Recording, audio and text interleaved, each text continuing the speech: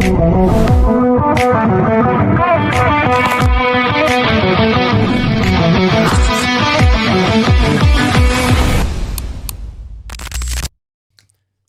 Cullen, welcome to the show. Thanks for having me. Yeah, man. Yeah. Appreciate it. Thanks to director Steve for connecting us. Yeah, Steve's great. Yeah, he recommended you, and I was like, I never thought of that. It's a great idea. Mm-hmm. And plus, you're not far from me. You live here in Lewis. So. Yeah. It took me all of 8 minutes to get there.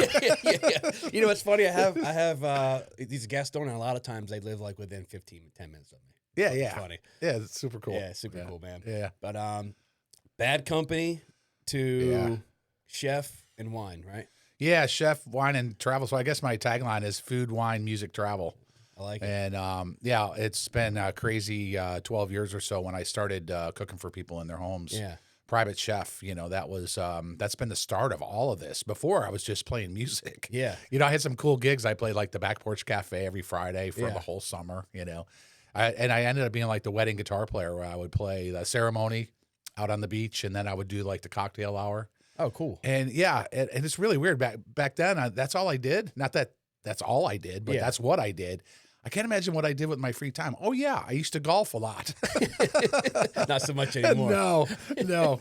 Like once or twice a year. I have to play because our foundation, we have a 501c3 called Paul Cares. We help kids in the culinary and musical arts. Yeah. And so we have a golf tournament every year out at Mulligan's Point. So I have to play there because I'm part of it. You know. So, so then 12 years ago I started cooking for people, and then it just turned into this craziness. I think my first year I did like 15 events, just word of mouth. Yeah. And I was still playing music. And the next year I did 65. And the next year I did 110. And then the last 2 years we've done at least over 150 in-home dining events every year. Oh, wow. Okay. Yeah. So it's been crazy. Oh, for sure. Like I was just saying last night, I was in Sykesville, Maryland. Yeah. 2.5 hour drive there, cook for people, 2.5 hour drive home. But it's worth every moment I'm on the road because I get to meet new people. Yeah, it's great. That's why I do this. And then the cool part about that is that, once you're kind of in my circle, my circle was really small. It was just music. Yeah. Again, I didn't mean just music. It was music. And then now it's in-home dining, travel. We take people on vacation 3 or 4 times a year, Tuscany and beyond. And then we have the room at Cedar Grove, my nonprofit, and then my wine business. I'm an Italian wine importer, and I have 7 different wines from Italy. So you kind of get in my circle. My circle's a lot bigger now. For sure, once you get in, then you might do one of these, and then you might do all of them. I have people that I've cooked for several times. They've been on vacation with me several times. They come to the room at Cedar Grove. They buy my wine. So it's kind of like it's just been crazy. That sounds crazy. Yeah. Where are you from originally? So Buffalo, New York. Oh, okay. I'm up that way next week and see some family in Rochester. Oh, okay. Yeah. It's like an hour from Buffalo. Yeah, maybe? about that. Yeah. I lived in the city growing up, and then we moved out in the country.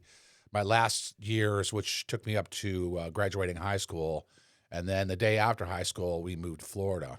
My parents bought a business, and they asked me if I would go down after school and help them, run the business because they had never done it. It was a dry cleaning business. At the time when we were in New York, my dad sold Cadillacs and had a really good client, and this guy Joe, and he said, "Hey, this is right after the blizzard of '77. Okay, that put Buffalo on the map for snow, and he said, "Hey, I got this business. I'll basically kind of give it to you, till you get your feet up, get it up and running." And my parents were like, "Let's go for it." So we moved the whole family down, including my grandmother Cullen and her 2 dogs. Yeah, which is the car I drove to Florida. And then we got down there. We had no idea what to do, but we figured it out. And we did really well. And it was great working with my parents. I was really close to them, anyways. And then it was really cool. It was really cool to be there and watch this all grow. But what I found out about the dry cleaning business is I didn't want to be in the dry cleaning business. For my life, my life goal was not to be a dry cleaner. Yeah, you didn't want to take care of the family. No, and I had played sports all through high school. I was like I was a couple, star athlete, I guess, if you want to call it that, in basketball, soccer, and tennis. So I never had a chance to play music. And so when I went to Florida, I was kind of all by myself with my parents, and was helping them. I said, you know what, I'm going to pick up guitar. Yeah. And What age were you then? that was 19. Okay. Yep. And by the time I was 20, I started taking lessons, and my teacher, Stacy, still a great friend of mine, was a jazz guitar player. He was going to give me lessons, and he said, man, I think you should play bass. If you want to make a living playing music, I highly suggest you play bass. And he turned me on to some great bass players, and I'm like, well, yeah, that's pretty cool. And I want to make. What's the reasoning behind that? Is it like the lack of? Yeah, lack of. Yeah. For sure. The demand And definitely a lack of really good bass players. Okay. Not as much anymore, but still, everybody gravitates to guitar or drums or whatever. And so I picked up bass, and he mentored me, and then 6 months later, I was playing country music, making $350 a week in 1980. And I was 20 years old. I'm just kind of like bar hopping and stuff. Yeah. It was a local country band called Foxfire, and they had a great following. And they needed a bass player. I got the audition and passed it, and I played with them for a while.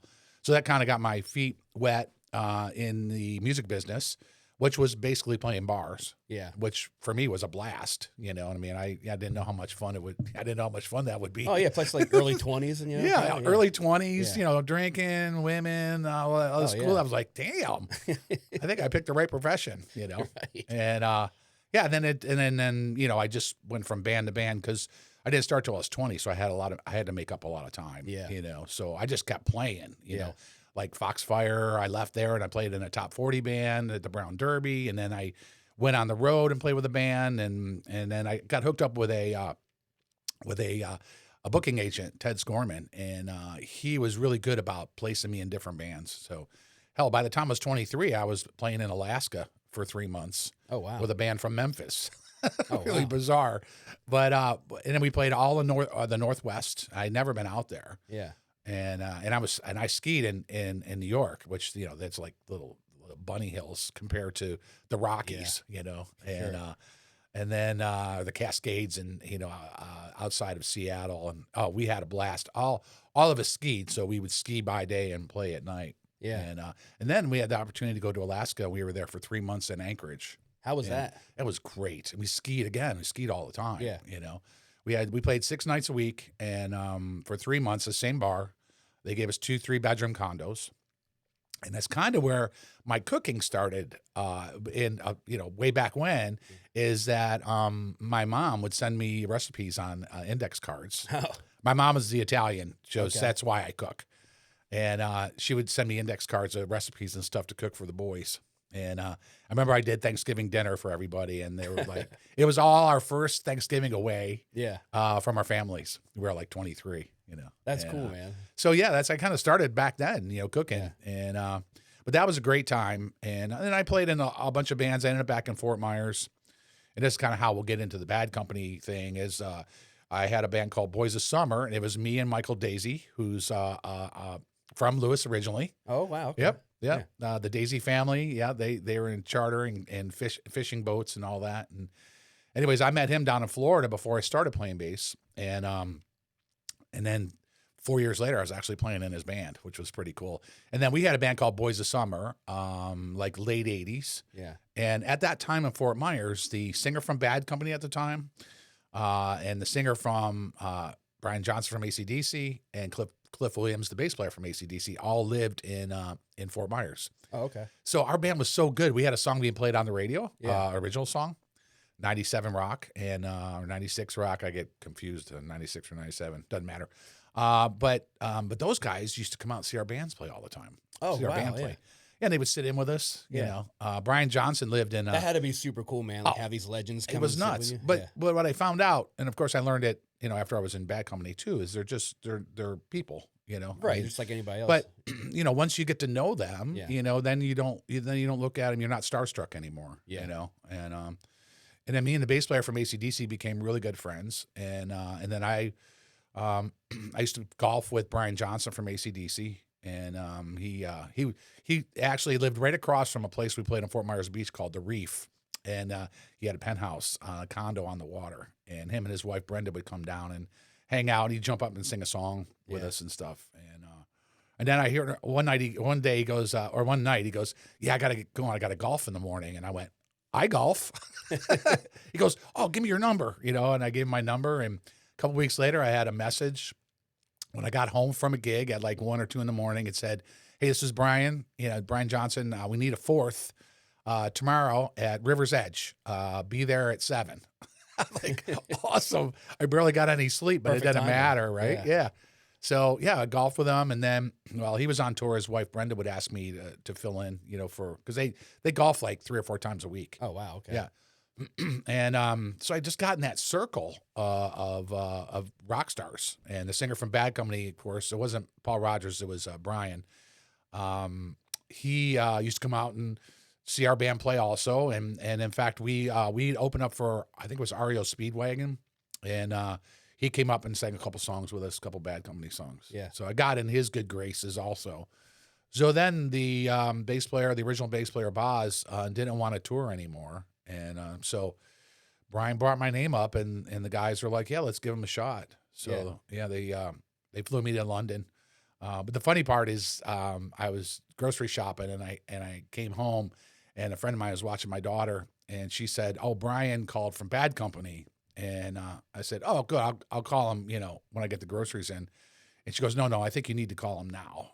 So I did, and he goes, hey, mate, this is Brian, how you doing? I'm like, great. He goes, how would you like to audition for Bad Company? And in my cool voice, I said, yeah, that'd be great. Oh, let me think about it. And then, he goes, you got a passport? I'm like, no. He goes, get it now. So I expedited it. I got it in 2 weeks. Yeah. Flew to London, and I landed at 7 or 8 in the morning, and went to my hotel. And then I had a call at 11 in the morning that they were picking me up at 12. So I barely got any sleep. And I went, and they picked me up in a limo, which was awesome. I thought we were going to this like posh, really cool studio. It was in the worst part of London, and it was gated, right? Yeah. And there was 3 practice rooms, and it was Bad Company, a band called Uriah Heep from back then, and then Roger Taylor from Queen. So there was 3 bands, in that space. What year is this? 1990. 90? Okay. Mm-hmm. And then there was a pub attached to it, and then a recording studio also. And so we played 2 songs, and then we went to the pub and had a couple pints. And then on the way back to, walking back to the rehearsal studio, Simon Kirk, the drummer, said, hey, what'd you think? I said, it was great. He goes, well, you got the job if you want it. In my cool voice, I said, that'd be great. Inside, you're like, oh, yeah. I'm like, I couldn't wait to get back to the bar so I could call my mom. And, Yeah. I called everybody. I think I even called people I didn't know. I got the job.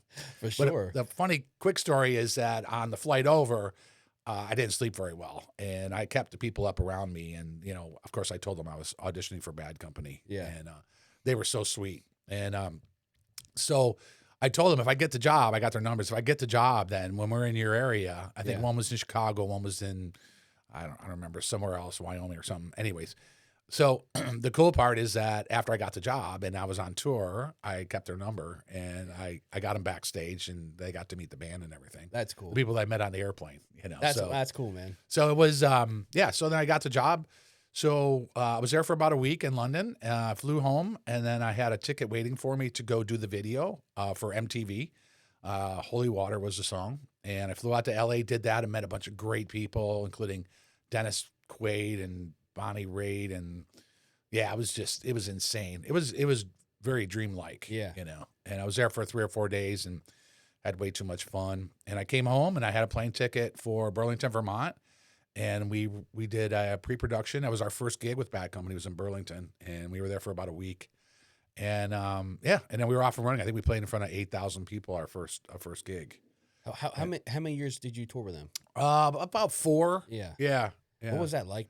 It was insanely fast cool. pace? It was, I mean, never one time did I walk off a stage and go, oh, that sucked. Yeah. It was always full on, no matter if Yeah. it was 4,000 or 40,000, and just the electricity from the crowd, and then playing those iconic songs, and it was insanely cool. Every show was insanely cool. I can only imagine. Yeah, people are like, oh, it must have been really hard. I'm like, traveling and stuff. I'm like, no, I'm either in $1 million tour bus, I'm in a Ritz-Carlton or a Four Seasons, or I'm flying. Yeah. And then we get all the perks that come along with that. You Yeah. know, people treat you so well and give you free stuff. I mean, you know, I was struggling before that to buy bass strings. And then I get a company that gives them to me. I had new strings on, you know, almost every show. Yeah. Use our you know. strings. Use our strings. Yeah. And then I did an article for them, and it was Dean Markley Strings at the time, and they flew me out to LA to promo their new strings and all kinds of cool stuff. So I was always jet setting somewhere, doing something. Because when we were on a break, the band would go back to England, where they're from. I was the only American. So when they needed somebody to do like a radio show or a fundraiser for a radio station or whatever, they would call me, and I would fly to like Pittsburgh and hang out, you know, and you know, be on the radio and do their function with them and all that. So yeah, I was always moving around. That's wild. Mm-hmm. And then the touring, was there like a gap between like touring? Did you have like a couple months off? Yeah, we would do like 3 months at a time, Yeah. and then we would have a month off, and then 2 months, and then 3 weeks. So it wasn't full on. I mean, we did the second year was when it really got crazy, because our songs at the time were like number one and number two on the album-oriented rock stations. So there was a newfound love for Bad Company, you know, and so we go from like 4,000 to 5,000 to 8,000 our first year to like 16,000 to 25,000 our second year. Oh, wow. We played places like Meriwether Post over in Maryland and all those outdoor, they call them sheds, outdoor amphitheaters. Oh, okay. Yeah. Yeah. And but it was it was crazy good. I'm sure. Yeah. Yeah. Yeah. What other big bands you guys get to play with along the way when you were? We did some stuff. Well, we were on tour with Damn Yankees. That was okay. Tommy Shaw from Styx and Ted Nugent.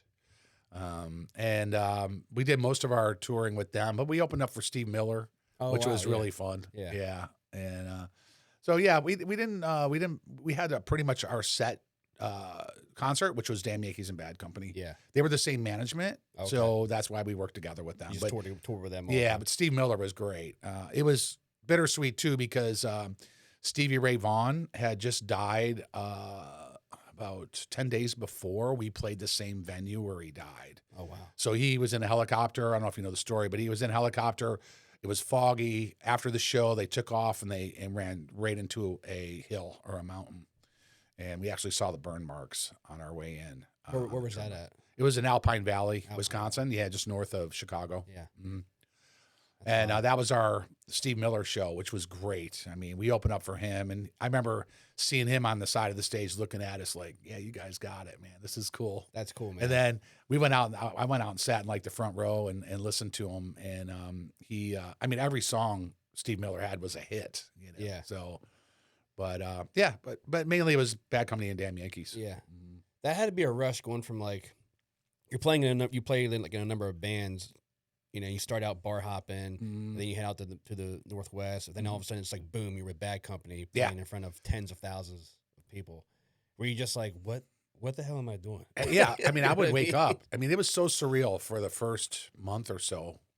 And I'd wake up, you know, maybe with a little bit of a hangover. I'd wake up because those boys can drink. I'm sure. And other stuff. But anyways, I'd wake up and I'm like, oh shit, where am I? Oh, I'm in Cincinnati. Oh shit, I'm in Bad Company. In Cincinnati.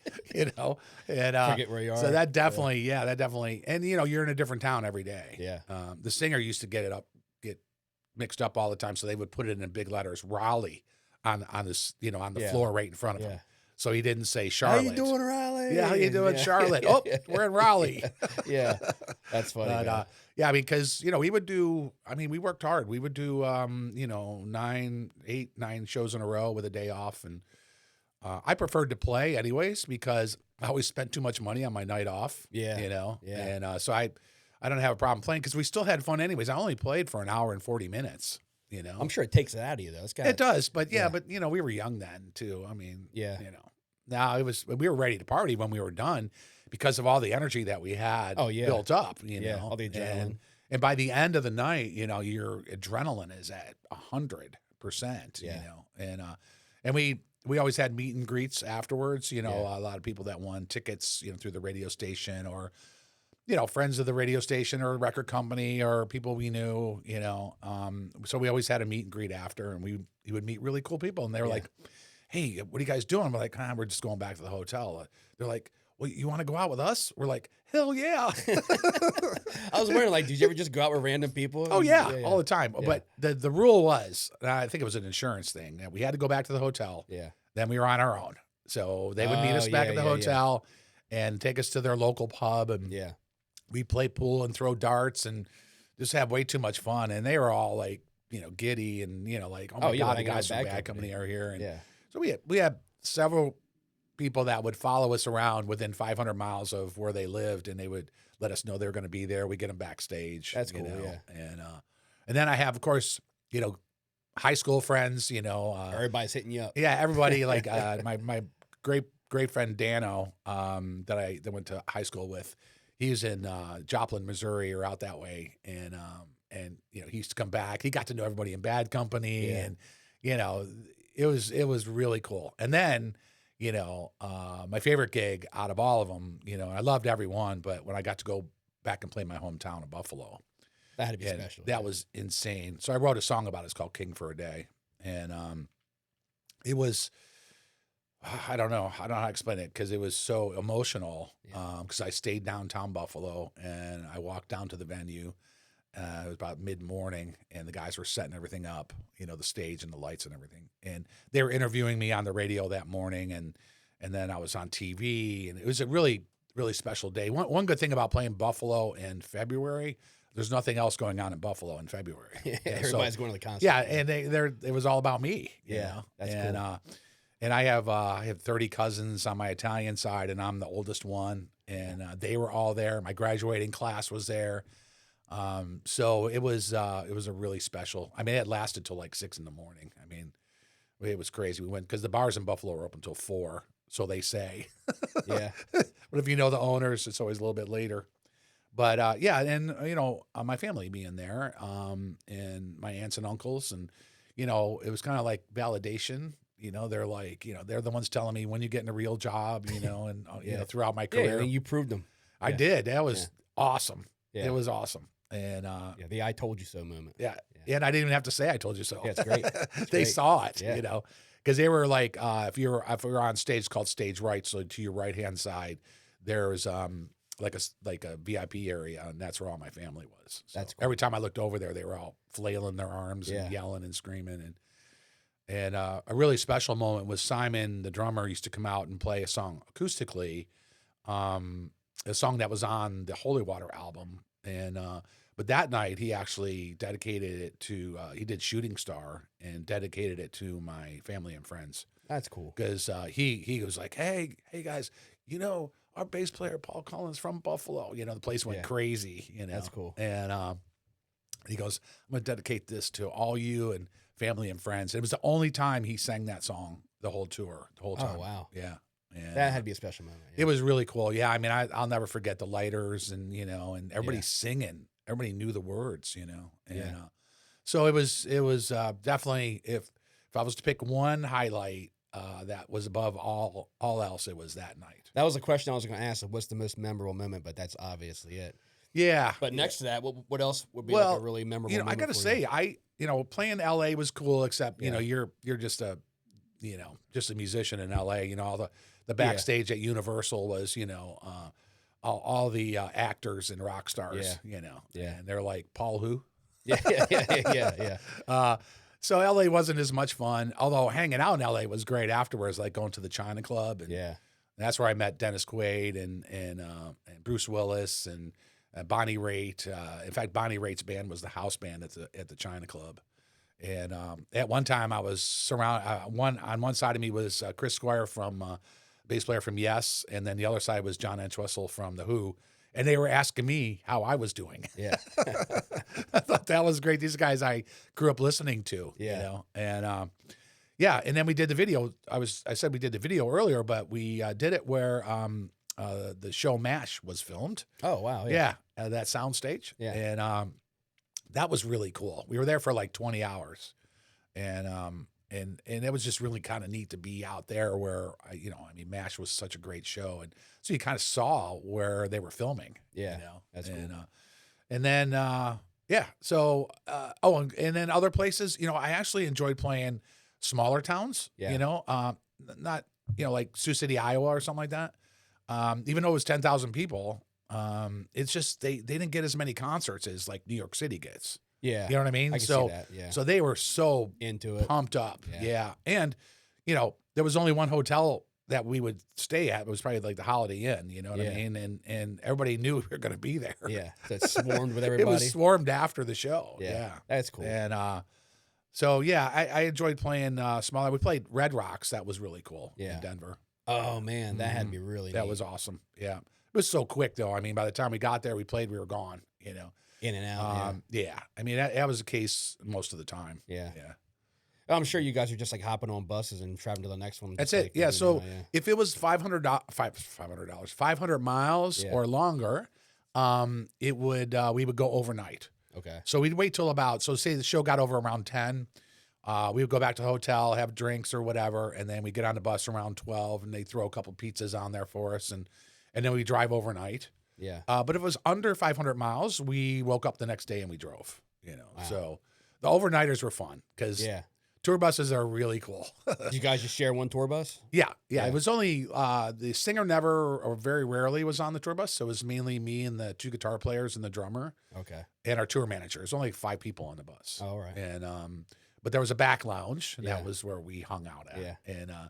And we used to, back then, our sound man used to record every show on cassette and then give it to us when they knew we were doing an overnighter, and we'd sit in the back and listen to it. That's cool. And yeah, it was really cool. Yeah. It was we heard our mistakes, but then we heard how good we were. Well, too. that's a good point. I never thought of that. Like, if you guys ever listen to like your concerts and see like where you might have slipped on something? Oh yeah, for sure. Yeah, Yeah. And you know it during the show, believe me. Yeah. Because very rarely do you make a huge mistake.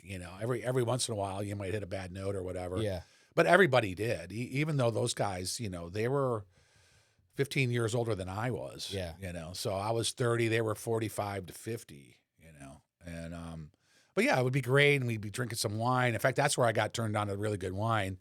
Mick Ralphs, the guitar player, was a big French wine fan. And he brought some really cool wines on. And I really didn't have any experience at that. At 30 years old, I didn't. Yeah. I just drank this crappy Chianti my grandfather used to Yeah. let me drink when I was younger. So that's kind of how I got into wine, too. But, yeah, we'd sit back there and get to know each other. And just to hear their stories was amazing. I'd just sit there. yeah. I'd be sitting there going, oh, my God. They're talking about Led Zeppelin. And, Oh, because yeah, man. Bad Company and Led Zeppelin were the same management company. Oh, And then they were on Led Zeppelin's record label, which was called Swan Song. And so hearing all those stories, and they know everybody. They know the Beatles, and Mick Ralph's best friend is David Gilmour from Pink Floyd. So wild. great story on that. I'm having dinner with Mick in London, and as you do in London, I don't know if it's the same way now, but you eat Indian food. That's like the best food in Really? in London. Yeah, Huh. A lot of Indian descendants are living there, and there's a joke, there's an Indian on every corner, kind of like a Wawa around here. Yeah. It's funny. Or a Waffle House down south. Yeah. Right. But yeah, he asked me to dinner, and I said, yeah, I'd love to go, and he said, I asked a friend to come. I'm like, oh, cool. He didn't say who it was, and it was David Gilmour. So I sat there my first week in Bad Company, and it was 3 of us having dinner. And again, David was like, hey, what's your deal? How'd you get in the band, and what's your history, and which was really cool. Yeah. And then of course they were talking. It was so cool to hear them talking, because David and Mick were such great friends. And yeah, that was a cool point. I can only imagine, man. Mm-hmm. That had to be such a wild ride for 4 years, you said? Yeah. Man. Yeah, it was. As equally as it was awesome, like it was the ultimate roller coaster ride. I was zoomed to the top, and then once it ended, I was zoomed to the bottom. Yeah. So things didn't work out for me the way that I had hoped, and it was more of a political decision than it was talent or anything. Yeah. just the way the ball bounced. Yeah, it's business. Who I was, Yeah. his business is business, Yeah. and I was making 6 figures then, which was awesome, and That's and a then lot of money back then. Yeah. and I was supposed to make 7 or close to the next year because I would have got T-shirt money and ticket sales and stuff like that. Yeah. Because I was a hired gun, so I got paid really good, and but I would have been on the next level. Yeah. And it just didn't work out. It was so close, and the politics of the band, Yeah. and it was the original guys, and then the new singer. Yeah. They weren't getting along well. Gotcha. And, I don't want to go into all that. Yeah, but and they just wanted it to make just- some changes with things. yeah, and it was supposed to be changes made, and then basically the record company management said, no, you can't make those changes this year. So then I was on the out. If they would have made it, then a year later they made those changes, but I was already gone. Gotcha. You know what I mean? So that's kind of disheartening somewhat, and it took me a while to like get back to normal. Yeah.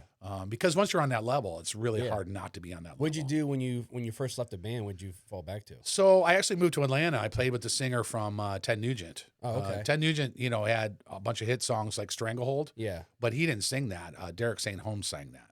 And, Okay. so Derek was smart. And whenever we were in the South, he would play club gigs. When we were playing, like say we played Atlanta, Yeah. he was playing, a club after we got done. So we'd all go and see him, and we got to be friends with him. So when Bad Company ended, he said, "Hey man, move to Atlanta and hang out with me." And I played with him, and it was really cool. But I was going through some personal issues with my marriage, which was already not good before Bad Company.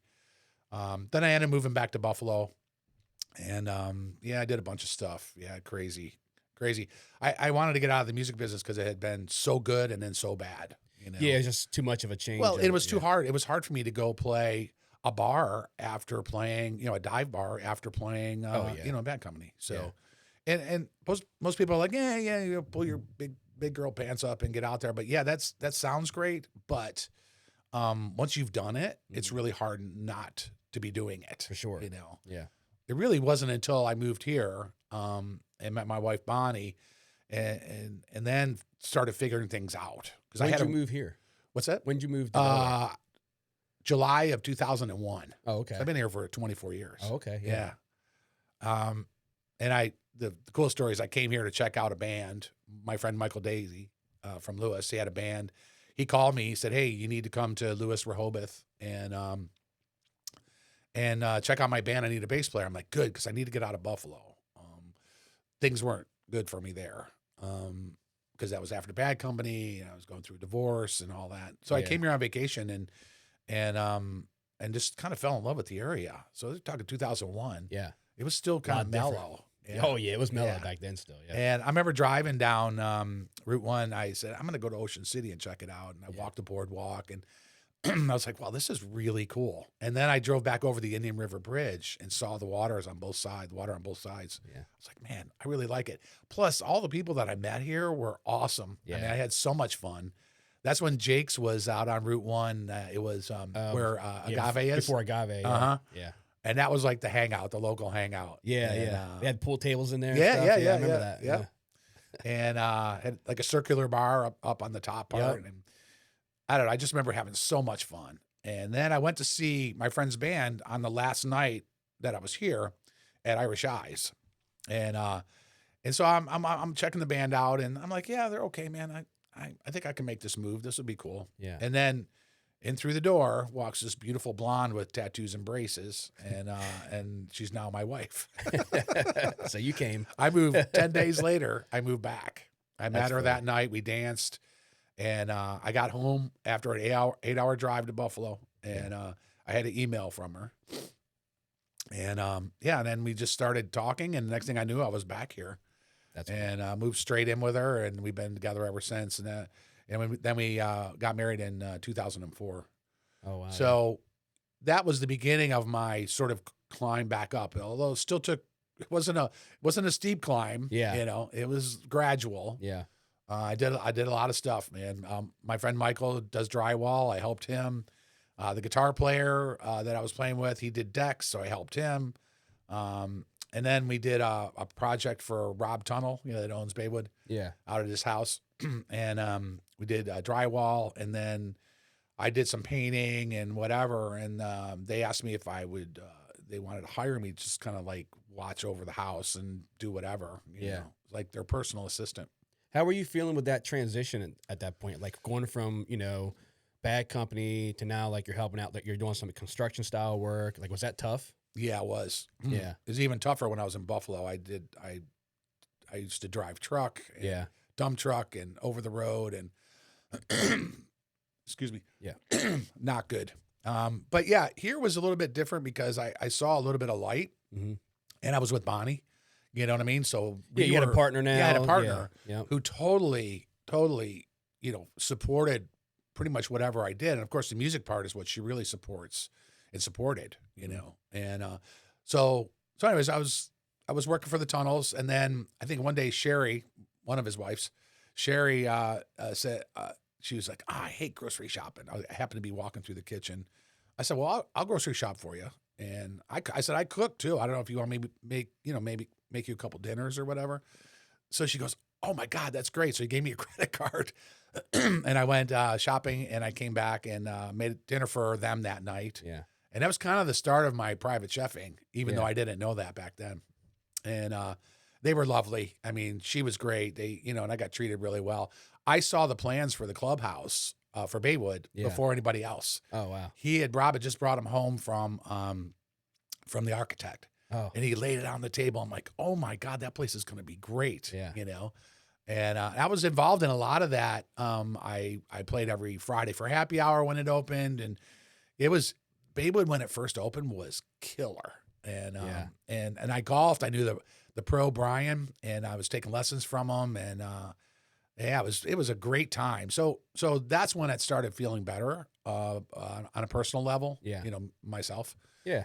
You're getting into things you like. You're having some fun. Yeah. It was cool. Yeah. And then, me and Bonnie, cultivating our relationship, going on vacation, just enjoying our time together. And she doesn't cook, so I do all the cooking. And so that's when things started getting better, and I started maybe not feeling sorry for myself, you know, that all that happened in bad company, the good and the bad. Yeah. And then, and I think 2007 is when it really changed, and I made a serious choice to switch to guitar from bass, and I started writing my own songs. Was that a hard transition? Yes and no. Yeah. It's two more strings. Yeah. So I had to figure those boys out. And, but I dabbled with guitar, so it wasn't like it was completely, I didn't know anything. Yeah. So it's muscle memory. Yeah. And then, and I started writing my own songs. I had some ideas I was fiddling around with, and then I got serious about it. And I had 10 songs in 2007, and I went down to a studio in North Carolina and recorded them. And the album's called Dream Dance. And that kind of started then I started to climb faster, and I started getting gigs, and like I said, the back porch, and I played all over. And I had JD Shuckers right down. Oh yeah. I played her every Thursday for like 5 years. Oh wow. So that was starting to get my feet wet, like, and I was starting to make money, and I didn't have to build decks, and I didn't have to do drywall. Yeah. I was able to do that for a living. Now I have 5 solo CDs since then. Yeah. I have over 50 originals, which I finally got up on Spotify and iTunes, and so that started the uptick in my life. Yeah. And it was because I moved here. There's no doubt about it. I'm not sure what would have happened to me if I moved to Florida. Maybe it would have been good. Maybe it wouldn't have, because that was my choice. So when I was in Buffalo, freezing my butt off and sick of shoveling snow, I was either going to come here or I was going to go to Florida. Yeah. Just better quality of life. I mean, and I'd already lived in Florida for 16 years. Yeah. I really didn't want to move back there. I'm not a huge fan. Been there, done it. Yeah. And I don't like oppressively hot weather. So that's exactly what you get there, especially in the southern part. Yeah.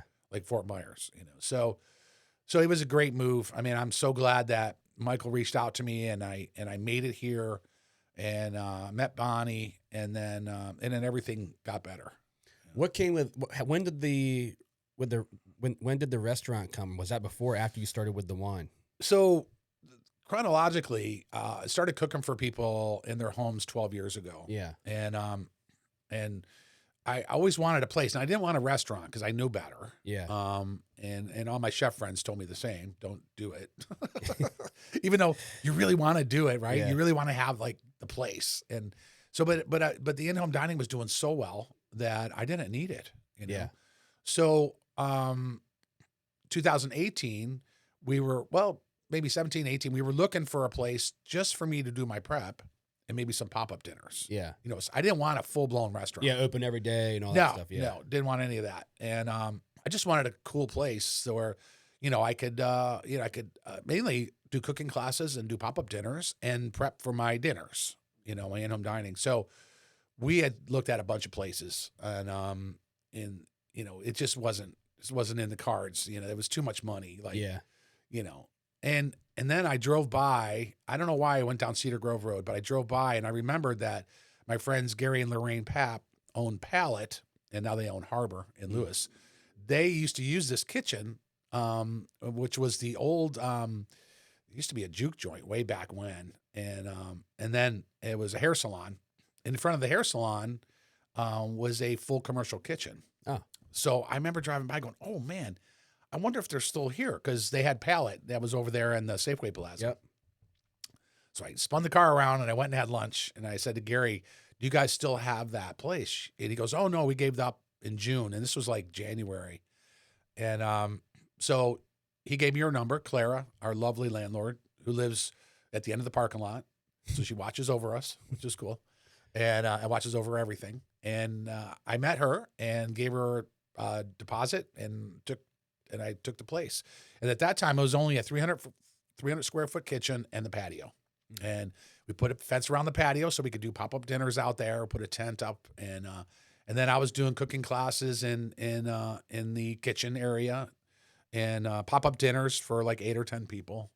And it was really fun. Yeah. And then we got crazy. And then we took over the middle room. So there was 3 sections: the kitchen, the middle room, and then the main room.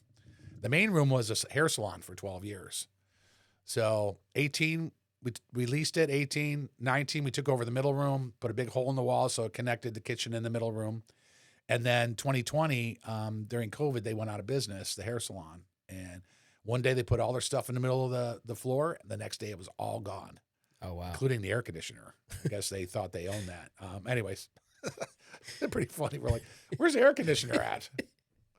And so we took it over, and we had the idea of doing a concert venue. Yeah. Like something that you would like go to in DC or Philly or Baltimore, some kind of cool and Yeah. kind of swanky and we just started doing it. Our great bartender and carpenter, Steve Moore, who's been a friend of mine for a long time, he came in and heard that I took over the big room. He goes, what are you going to do in here? I was like, I don't know. I'm thinking of a concert room. He goes, I think that's a great idea. He goes, I want to be involved. And the next day he came back and took a Sawzall and took a big hole in the wall. So it connected all 3 rooms. Oh, yeah. Because they weren't connected. They were all separate. It's just a big open space. Now it's one big space. Yeah. And and he built a stage, put a bathroom in. We did some, my friend Michael, he did drywall and textured and painted and yeah, it was crazy. And we all did it on a shoestring budget because that was COVID year. Oh, yeah. Right. So anyway, so we took it over and did all the remodel and turned it into this. At one time it was 34 seats. And now it's up to 62. Is it 62 now? Mm-hmm. Yeah. So, and that's been really cool. Last year I handed it off to my nonprofit, Paul Cares. So Paul Cares runs that whole building now, and every penny that goes in, whether it's merchandise, ticket sales, or liquor sales, go to the nonprofit. Oh, wow. And they pay the employees, Yeah. but what's left over is the nonprofit's money. Oh, that's great. Yeah. So it was kind of cool. I needed to kind of separate myself a little bit. But in the same sense, it was great to give it to my nonprofit. So all the work that we did and all the money we put in and time, it all worked out great because we got it to a certain point, and then now the nonprofit runs it. Oh, wow. Yeah. Yeah. What's your schedule there now with it? Like how many days? Yeah. Yeah. So probably 3 to 4 times a week we have events. Oh, okay. And we rent it out also. which is really cool. Oh, do you? We've done a lot of private parties. Oh, I've yeah. done weddings. Oh, okay. My other job is not job, but my other thing I do is I'm an officiant in Delaware. Oh, cool. So man. I can officiant weddings. So That's nice. Yeah, I just did my assistant Nina. She's been with me for 9 years. I just did her and her husband James' wedding, and cool. I married him. That's cool, man. On stage. Yeah. Yeah, which was really cool. So yeah, we rent it out, and then we have concerts. It could be local, regional, or national talent. You know, we've had some pretty big names in there. Yeah. You know, and either that or they are associated with really good bands. Right. And then I get to play once in a while when they let me. I have a band called Bad River. And It's me and Tony Sciutto from the Little River Band. That's so cool. we play Little River Band and Bad Company songs. That's neat. Yeah. And then we have the amazingly talented and my brother from another mother, Robbie LeBlanc, is our singer, guitar player. And then Michael Daisy has just joined our band. So he's the drummer in our band now too. Oh, cool, so, man. Yeah. Bunch of old farts playing rock and roll. Yeah. I think I'm the youngest. No, I'm not the youngest, second youngest one. That's funny. That's cool, man. Yeah, at 65. Yeah. Wow. It's awesome. You really, turned it around for yourself and made something that's really awesome, man. Yeah, I didn't know how it was going to work, right? You just said, screw it, I'm all in. And I'm one of those, I'm a forward-thinking idea guy. Yeah. And then I have my great friend, Jim Rivette, who is, who I met at a score. Actually, it was a Bethany Beach Chamber. And Scott Kamerer was there, and I mean, it was like really cool. It was, Scott's awesome. Dude. yeah, and Michelle Freeman, and so I was just there as a patron. Well, I belong to the Bethany Chamber, and the SCORE organization who help entrepreneurs. Yeah. They were there, and I met Jim Rivette, and me and Jim have been working together, and now we're great friends. And he's the sort of money guy. So when we were looking for a place, I would say, man, this is really cool. He goes, all right, let me run the numbers. Okay, you're going to lose $35,000 this year. I'm like, no, we're not doing that one. This isn't the place. No. And he's my business partner in Paul Cullen Wines also. Oh, wine nice. Company. Yeah. How long ago did you start that up? So about 4 years ago. Okay, so pretty recent still. Yeah. And he's also the president of my nonprofit also. Oh, great. Our nonprofit. Me and him put it together. Oh, wow. Yeah. Okay. So, but he's been great. He's steered me in the right direction a number of times, which has saved me a lot of money. So the wine business was about 4 years ago. I was in it already. I worked for an Italian wine importer 14 years ago. Then I did my own California wine. That didn't work out. Doing sales and stuff? Yep. Okay. So, I was sales rep for Delaware and Maryland and DC for the Italian wine importer. Oh, okay. And then I said, I'm going to do my own. What would it be to do my own wine? So I went through the TTB. You have to register and all that. And I did all that. And then that didn't work out very well. California wine, like 12, 13 years ago. And then I had a friend who owned a vineyard in Tuscany, and he said he would do a wine for me. I'm like, wow, that'd be cool. So I got my import license from the TTB. So I'm an actual wine importer from, for all over, but we only bring in Italian wines. Okay. And they customize the label for me, so they all have guitars on them. Oh, nice. Yeah. So right now I have 7 wines, and we're working on, by the middle of March, we should have 11 wines here in America. That's great. Including California wine, because we had to, well, I want to make everybody happy, because not everybody knows or likes Italian wines. Yeah. Because mainly probably because they don't know about them. Yeah. Which is my job, is to teach. But we're bringing in a California wine because of the tariff situation also. Because most people think the Italians are the ones that got tariffed. No, the import companies are the tariffed. They're the ones that get tariffed. Yeah. So I have to pay it. Yeah. Anybody who imports has to pay that tariff. Yeah. That's a whole nother story. But we figured, 2 reasons: we diversify the company, and the other is we'll make people that happy that like California wines. Yeah, it's great. And it has a different guitar on it, so we're kind of, it's the same theme, but a different color guitar. Yeah, just to show the different. Just a different. This is our, and then so when we do another California wine, it'll be more along the same lines as the other one that we have coming. Yeah. Do you have them in the stores here? So I mean, I have 7 wines right now, or in the grog shop, about 4 minutes from here. Yeah. Nice. I think they're out of all of Delaware. We have like 40 placements in Delaware. Oh wow, okay. And I think, as far as I know, I remember the last I saw, the grog shop is our best-selling a store of all of them. That's awesome, yeah. It's a great little liquor store. It is, man. Yeah. And they got us, when you walk into the wine shop, next time you'll know, you walk into the wine area. Yeah. I have they call it an end cap. It's looking right at you when you walk in, pointed at you. I'll look at when I go Yeah, in yeah, there, yeah. So, so that's been really cool. So the reason I did that is I was for me in-home dining, I was using my friends' wines. Yeah. And I was like, man, if I could do my own wine, I could actually make money off of my wine and have that part of my brand. Yeah. So I reached out to all my producers that I've been using their wines, who are all friends of mine, and they're like, hell yeah, we'll do that for you. So now we have 4 different producers that do wine for us, and next year we'll probably be adding 1 or 2 more. So we should have a pretty big portfolio by the end of the year of next year. That's awesome. And and exciting. We're going to be over here, and then we're in Maryland now. Yeah. And we're just working on. We have a distributor there now, so we're working on that area. And then even more exciting is we're online to 43 states. Oh, awesome. Mm-hmm. Yeah. The whole direct-to-consumer thing is done really well since COVID. Yeah. And so that you do online sales with them. 43. Yeah. So all our wines are stored in DC. You order on my website. It's a Shopify website. Yeah. And it goes directly to the company Sphere in DC. They box it and send it out. That's perfect. Yeah, I love it. Yeah. I don't have to touch it. Yeah. And when he needs one, I just drive it over there. And also I have vinegars from Italy. I have olive oil from Sicily. I have what else? I have spice. I have nickel bag and dime bag spices. Yeah. So I have Tuscan spice. Are they in the shop? No, we used to do that. Okay. Now it's totally online now. Okay. The shop, either you got to be a market or you're not going to be one. Yeah. You know what I mean? Yeah. So we chose just to make it a concert venue.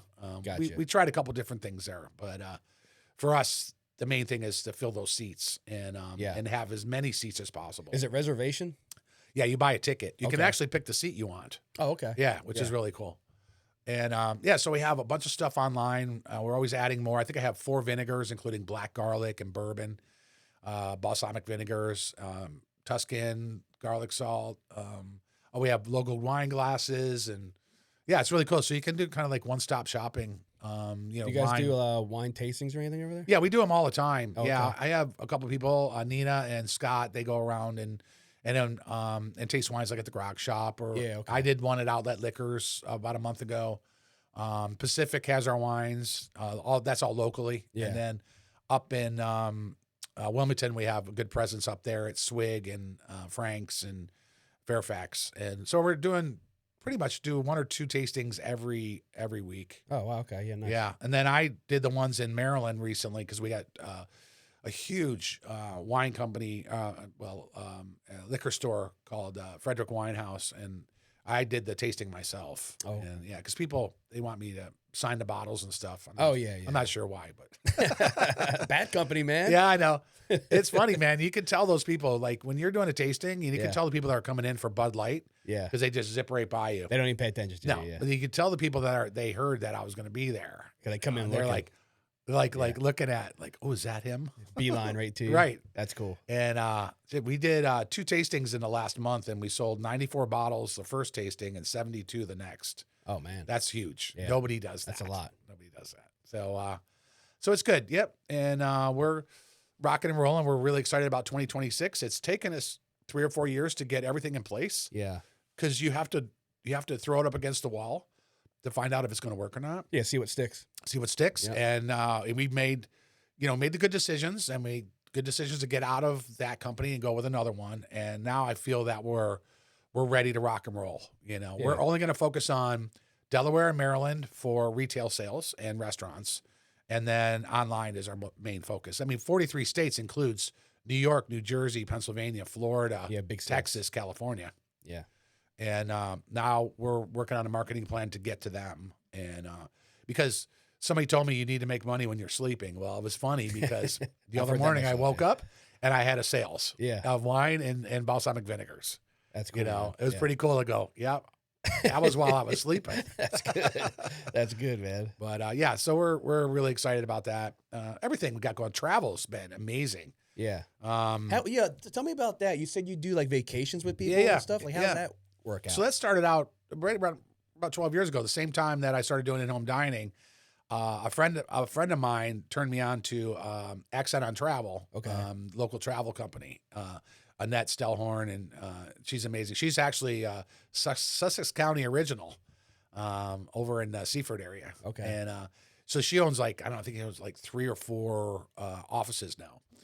But she specializes in group travel. So group travel, you're either like, a priest that takes people to, the Vatican, Yeah. or you're somebody like me that takes people on vacation. And, so there's a lot of different people that do group travel. And we just did our 19th group travel since, in 12 years. So, so we take care of everything for everybody. So we just did a Tuscan villa. It was an olive oil resort. So we actually, we were there for the harvest, and we got to help with the process and taste the olive oil right out of the press, which was incredible. So we do that. That's one of our trips. There's villa trips. And then we'll go do day trips to Siena and Florence, and we have so many cool options now because I've done it so many times. We have a guide over there, Valentina. She's always with us in Tuscany, and she became great friends with us. And then we do cruises. We do Oceana, which is a luxury cruise. We're doing that cruise. We're doing the new ship in April. We're doing Rome to Athens. Oh, cool. And then we do a tall sailing ship, which is a true sailing vessel. It holds, it's called the Royal Clipper. It holds 200 people. And we are doing Nice, France to Rome in June, and we'll be in Monte Carlo for the Grand Prix. Oh, wow. Yeah. Which I've done. I did it in 2020. Wait, what was it? 2022. And I actually went to the race. That's cool. It was super cool. And that ship is neat because it has 5 masts and 55 sails. Oh, man. And it actually, when they have wind, it sails. It's big. It's big. Yeah. And but it's lovely. And then next year we're doing a couple cool ones. We're doing our first river cruise in France, and we're doing Lyon to Avignon. And so we have 4 trips next year, which is the most I've done in 1 year. I've done 3 the last 2 years in a row. Yeah. And we averaged 150 to 170 per year. So and then we're doing Cuba, I hope, because of the craziness going on there now with Venezuela. Yeah. This will be my 3rd year in a row in March. We already have it sold out. We have 26 people going. Yeah. It's insanely cool there. The people are just lovely, and the food is great, and just to get to know them and their what they deal with on a regular basis. Yeah. It's not good, you know. But they're resilient, and I don't know. Oh, yeah. I'm like, how? I guess you have to be either that or you die, right? You have to figure it out. Yeah. I mean, they had to figure out in 1991 when the USSR disbanded or was put under, because they lost all their pesticides and their fuel and all that. And they actually had to learn how to grow their vegetables organically. And in fact, 2 of the day trips we go to these beautiful organic farms, and they kind of set the standard for everybody in Cuba. Oh, wow. And we have lunch there. I think it's we go to some pretty posh restaurants too, which are amazing. But those dinners or lunches are amazing because we're eating right from the garden. Yeah. They made a hot soup in the middle of the summer when it was about 90 degrees. And it was so good because it was so fresh. Yeah. And then they have, they call it within a kilometer. They have the pig farm over here, and the chickens come from over here, and it's all within 1 kilometer. That's cool. And but the people are so lovely, and we've got to know the guides really well. Oscar and Adele are just lovely people, and then they hang out with us and take us out to dinner, and it's really cool. And I'm a cigar guy too, so it's cigar heaven for me. I just got into cigars a little bit. bit. Did you? Yeah. I don't know shit about them yet, but I'm I'm still learning too. But they're it's cool. We go to a tobacco farm. That's the long day. Oh, that's cool, man. It's like we're gone all day. And the highways there are not like what we have here. It's a little rough. Oh yeah. Yeah. Oh yeah. Real rough. Yeah. But we go out there and get to see the process, and then they roll the cigars in the morning, and they show us how to roll them, but you can't smoke them right away. Okay. And then they have the ones from the morning, and you can buy some and take them back with you to the hotel. Yeah. You're not legally supposed to bring them back. Can't to the bring them United back. States. Yeah. Well, yeah, whatever. So that's cool. And it's great. And then because we're on a cultural visa, we go to schools. Oh yeah. Like a music school, art school, We go to a Down syndrome school on our way out to the tobacco farm, man, and yeah. it tears me up every time. They're such lovely people. We always buy artwork from them, and we can bring them. We bring them stuff like, Yeah. toiletries and whatever they might need, or we just donate money to them. Mm-hmm. This dad started out. Liliana is. I have several of her paintings, and her dad is the one that started the school, and it's heart wrenching and beautiful, and it's everything. You walk out, everybody's crying. Yeah. And so we get to do stuff like that too, very cultural things. And we have to sit. Well, not that we have to, but we sit through meetings, like an economic meeting with a specialist from Cuba, and talking about the economics, and they show you like from when Russia disbanded, and where they are now, and how good it was with other presidents, and how good it's not now. Yeah, right. So, and they're not political. They're they just show you the ups and downs of the facts. political landscape of what happens. Yeah, and they're facts. Yeah, like for they were sure. actual facts. Yeah. And then we do some history stuff. We do a music history one, which is awesome. This guy Roberto's been a musician all his life, and he's a teacher also of the history of music in Cuba. Yeah. And we do a rooftop party our first night, and have dinner, and he talks about the music, and then his son's band actually plays the music he's talking about. That's cool. And the first time I got up there and played a couple songs with him, I just jammed on some of my originals, and it was amazing. And then he was actually not on stage with us, and he jumped up there and started scatting and singing to my songs. That's cool. So every time I see him now, we're all, that's neat. Long lost friends. But that's a great cultural trip also. Oh, for sure. Yeah. And we'll see. I just emailed my guy Oscar over there to see how things are. Yeah. I know they're not good because they're not getting their oil. Yeah.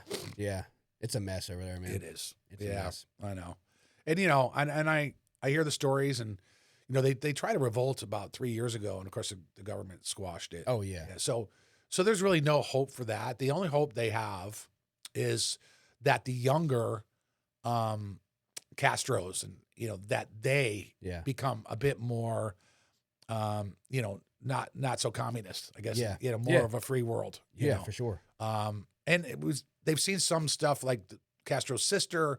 She was highly she was instrumental in getting the first LGBTQ hotel. Yeah. And we drive by, it has the flags and everything. Because there's a lot of gays in Cuba. And, oh, really? Yeah, and they didn't have anywhere to go, or they didn't have. Yeah, they were treated really badly, and I think she's at least brought out, that there are a lot of them, and then we need to treat them better.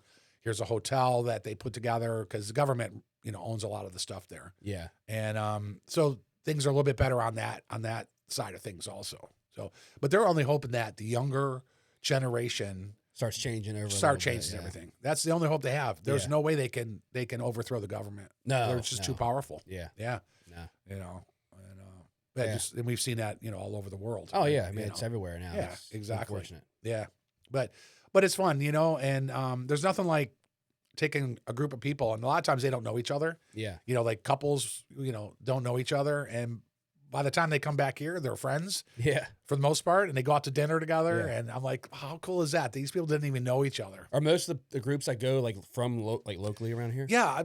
Although we had people from Denver on our last trip. Oh wow, that was pretty cool. But it was from friends from here that told them about it. Yeah, that's cool. And then they started following me, and and then when they're on my email list, we have people from Florida.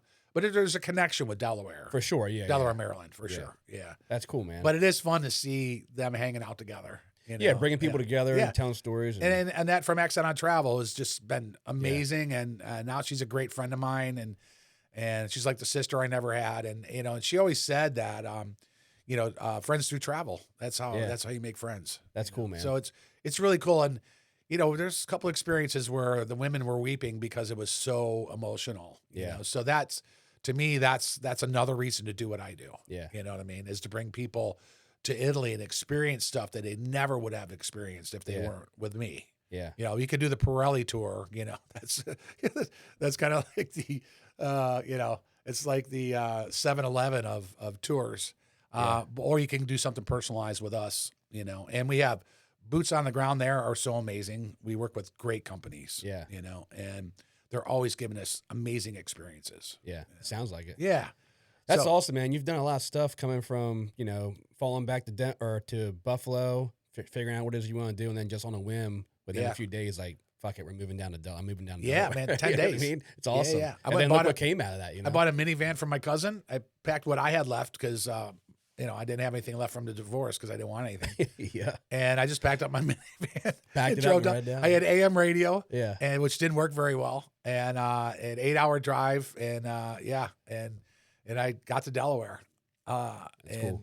Yeah, it's been a wild ride. Well, my life has been a wild ride. Yeah. But just the whole thing of moving here was crazy. I love it here, man. I mean, I I'm do born too. and raised here, but I love it here. Yeah. I love it. I love the people. Yeah.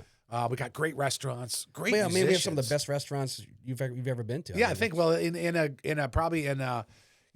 per capita, we might have the best restaurants in the country. Yeah. You know what I mean? and For there's as no many people shortage. as I mean, live you can find a great place to go any time of the day around here. Oh, yeah, there's for no sure. shortage of great restaurants. No, That's the great yeah. thing about it. So I'm, Rehoboth has been great, and then Lewis is great too. There's some great places there to go. Yeah. And actually, Ocean City's got a couple new places that are really good too. Like, Yeah. The what's the place there over top of the hotel? yeah, Spain Wine Bar. That place is great. He just opened another place, Oyster and Scales. Oh, and, okay. And then there's Libatours, Yeah. Libatories. I haven't been there yet. My wife went. She said it's amazing.